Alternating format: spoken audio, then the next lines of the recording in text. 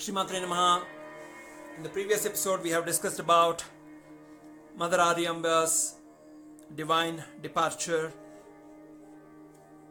Padmapada's work being burned by his maternal uncle and being reproduced by the Ekasantagrahi Jagadguru Adi Shankara, therefore which is called Panchapadika, and black magic and its application on Jagadguru, which Padmapacharya reflected on Navagupta. Now we will discuss about the 4 Amnaya Pithas that Jagadguru established at the age of 30. He established the 4 Pithas which continue to be the foundational stones of Sanatana Dharma even till date. In the east, in Jagannath Puri, he established one Matam which was responsible for Rigveda, and the Pithacharya was Hastamalaka. In the west, Dwaraka, Samaveda was the established Veda for Dwarka Pitam, and Padmapada was made the Pithacharya. These two, east and west, were by the shores of Bay of Bengal and Arabian Sea. In the north, in Badrika Ashramam, the Badrika Pitam was established and Atharvana Vedam was given to them, and Totakacharya was made the Pithacharya. For Dakshinamnaya Pitam, in the south, Sringeri, Yajur Vedam was given and Sureshwaracharya was made the first Pithacharya. After establishing these 4 Amnaya Matams, Jagadguru walked back to Mahakasi, and there on the banks of Ganga one evening he saw the vision of his Parama Guru Gaudapadacharya.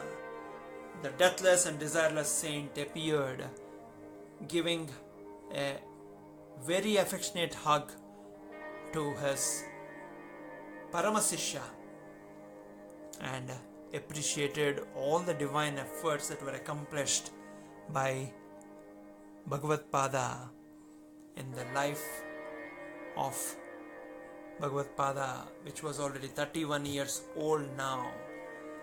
Then Gaudapada Acharya said, "Son, the one thing that you need to now do is go to Kashmiram, and there you have the Sarvagna Pitam. Go sit on the Sarvagna Pitam." Sarvagna Pitam in Kashmir is a Saraswati Pitam of an intellectual throne where people who defeat all the other scholars, all the other faiths, can sit. The Sarvagna Pitam has 4 gates: east, west, north, south.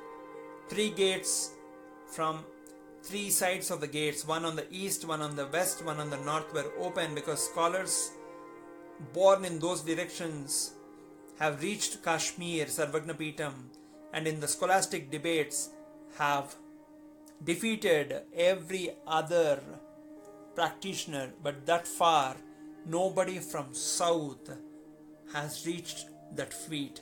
Shankaracharya had a grueling debate and won over the Nyayas, the Sankhyas, the Buddhists, the Digambara Jains, and many other ritualistic, Avaidic faiths that were very prevalent at that time, that were not completely teaching and preaching what the Vedas stood for as the stand of time.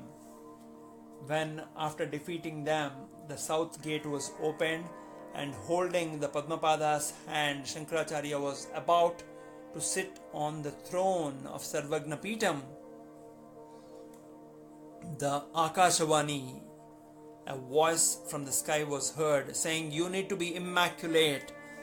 Do you think you are immaculate?" And Jagadguru said, "I know why the question is being asked.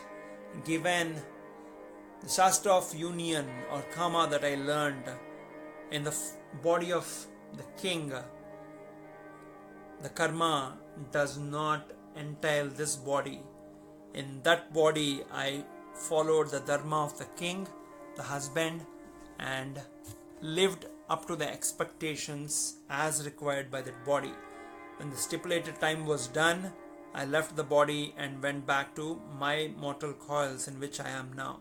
So whatever sins I have committed, or whatever karma I have committed which is not a sin in that body, does not hold good to this body, and this is something that the Veda says.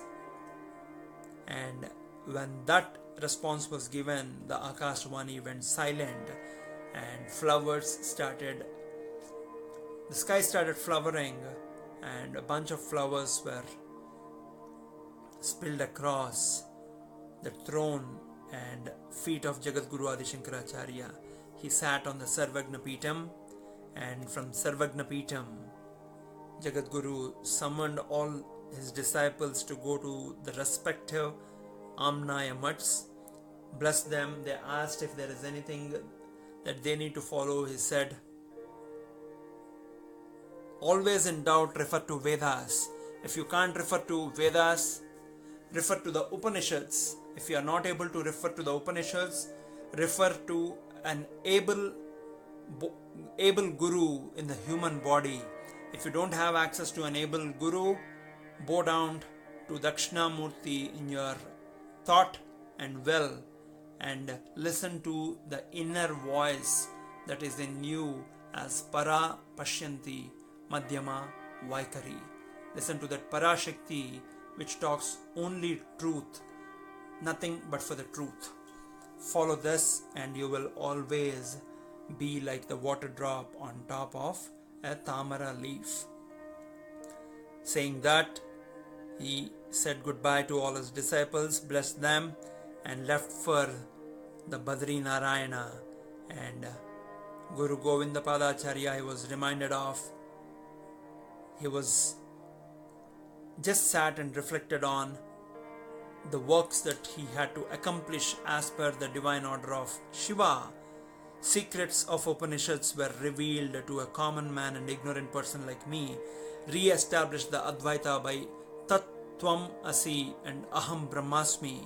And then, after taking blessings from the Badri Narayana at the Vyasa Peetham, Bhagavan Shankaracharya, who is now almost 32 years old, went to the very powerful Kedarnath. And at Kedarnath, after bowing to that Kedaralingam, the retinue of all the gods and goddesses, sages, started gathering in the evening sky on that beautiful evening where Shankaracharya bowed down to the Shivalingam and walked back to the Shivalingam, and then started walking towards the Himalayas, and his Vahanam Nandi came down. Shankaracharya sat on the Nandi, and slowly the Nandi started walking towards the Mount Kailash, and the Dakshinamurti, the Kailasa avatar Shankara, who came down as Kaladi Shankara, went back to Kailasham to become one with Kailasha Shankara, with the same mortal coils that he was. He walked this planet on, and this is a brief attempt at explaining Bhagavan Shankaracharya's life. The 32 very significant years, born in 788 AD, left the mortal coils in 820 AD. This was a very brief attempt. To the extent Mother Divine, Lalita Mahatripur Sundari and Father Divine allowed us, remembering the grace of Jagadguru Adi Shankaracharya, who protected our Sanatana Dharma and continues to protect our Sanatana Dharma by the 4 Peethams that he established, which continue to be the foundational stones of our existence, of heritage and culture. Do take care, continue to Stay blessed. Spread the bliss around. Shree Maathrey Namaha.